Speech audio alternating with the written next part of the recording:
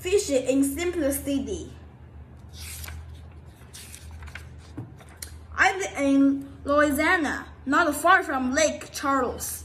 It's a backwater kind of place surrounded by bayou and meandering molasses streams water, barely moving at all. The streams know they are eventually going to end up lost in the ocean, a drop in the bucket, so to speak, and they are in too hard to get there. This is as good a place as any to meander. This being my hometown Simplicity, Louisiana, there isn't much to the town. I guess that's why the name fits so well. It was on this Simplicity backwater when I was 8 years old that I made what I thought was the most historical of discoveries. And one of 100 lazy summer nights, my granddaddy would tell the story of an old house lost to swamps, where slaves used to hide out before the Civil War. The old house is gone, but the story has it that the place kind of lights up once in a while, all filled with ghosts and such. The only remnant of the house is a staircase that seems to go nowhere.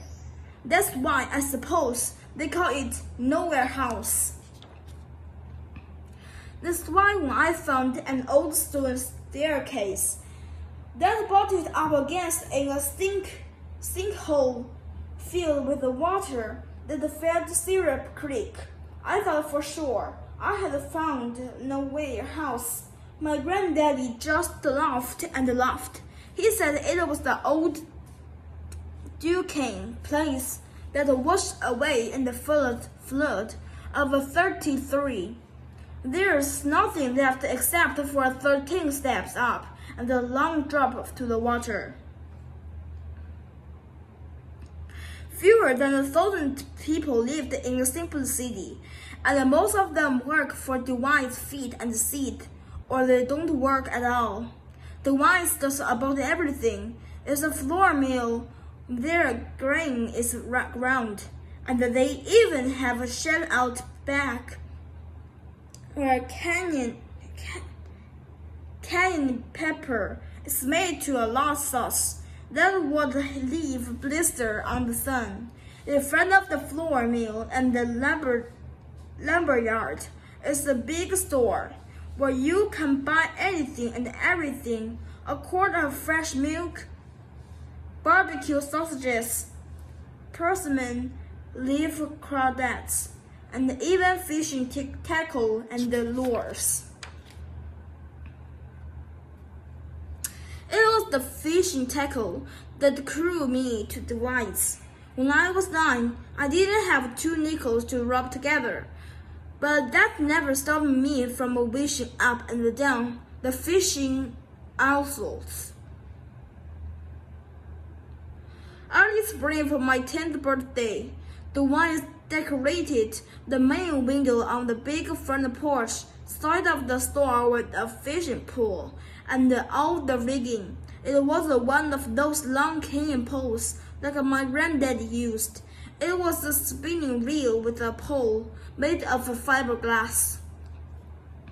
I wanted that pole in the worst of days. Early in the morning before the sun heated everything beyond intolerable, I stood beside the window and stared. I don't know how many times I found myself standing there, staring when I heard the school bell ring. On the other side of town, I was there so many times that the principal, Mr. Duzard, taped a piece of paper with my name on it to the chair outside his office. Now I love to fish. There was nothing better, but I didn't have a fancy rig.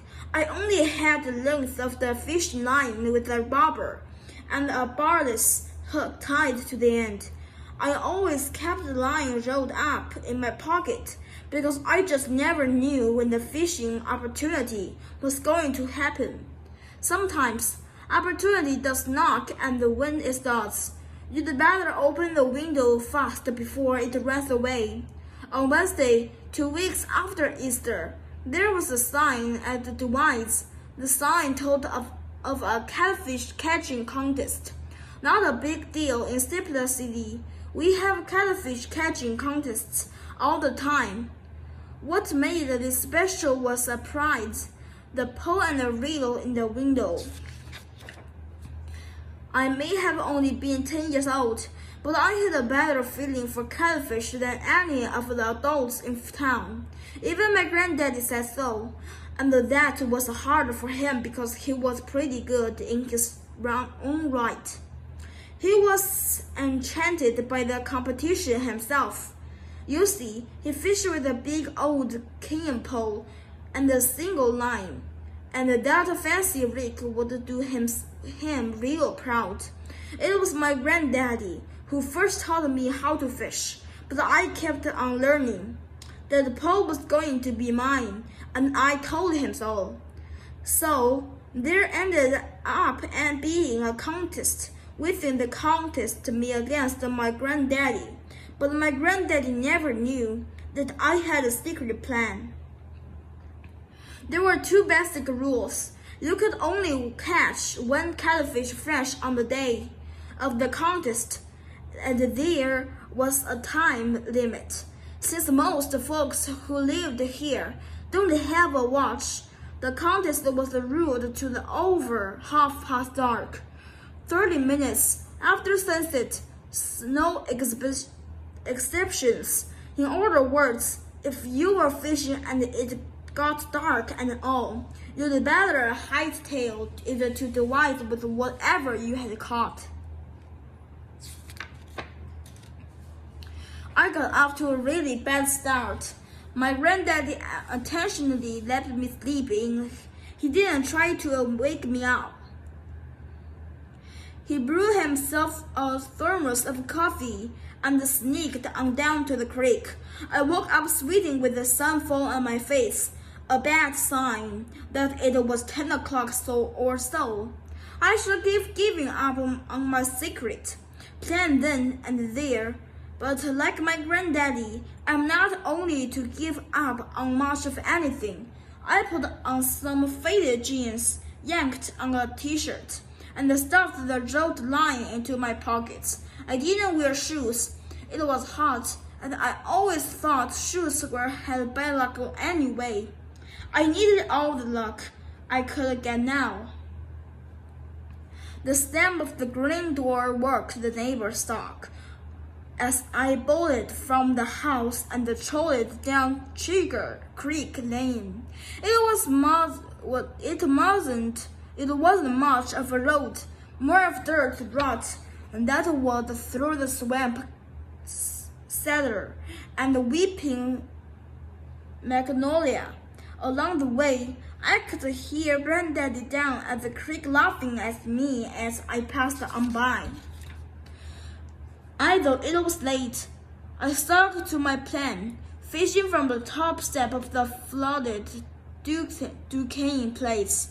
I just had a feeling that there was a big cat there with my name on it, just like on my chair at the principal office. I climbed up the moss-covered stairs and pulled the line from my pockets. I sat down at the top, my leg dangling over, reflecting in the still water of the sinkhole. I reached over the pulled back at a slab of a thick French moss. They're all white and juicy, were the biggest pumpkin brubs you ever saw. I skewered one onto my barber's hook and let it drop squiggling into the water. As it sank from sight, the red and white bobber was the only sign that something was up. I kind of hunched my shoulders and waited because that is the best thing and the only thing you can do if you are going to catch contest-winning catfish. The sun bore down, crisping my face, and in the distance, I could hear my granddaddy bragging about how he'd already won, that I might as well give up. I never gave up. with the light sleeping under the bracken and escaping off the black water. I changed bait for the 8th time without nibble, just as the sun dropped lower than my hopes. The bobber slowly slipped down in the water and disappeared deep. It was the hit I had been waiting for.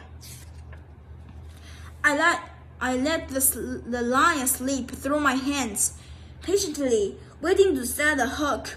When there was less than 2 feet of line left, I wrapped it around my right hand and hauled the backyard. There was the return tug that nearly pulled me off the step, and then inch by inch, I started reeling in that whale of catfish. Old Mobby was strong, and the skin on my hands, it was shredded like birthday ribbon. There he pulled the line through my palms. By the time I got that beast out of the water, it was dark and I could barely see it. But my arm and back could feel the mighty wave. It was the fishing pole for true. It being dark and all, I had less than 30 minutes to get to the wides.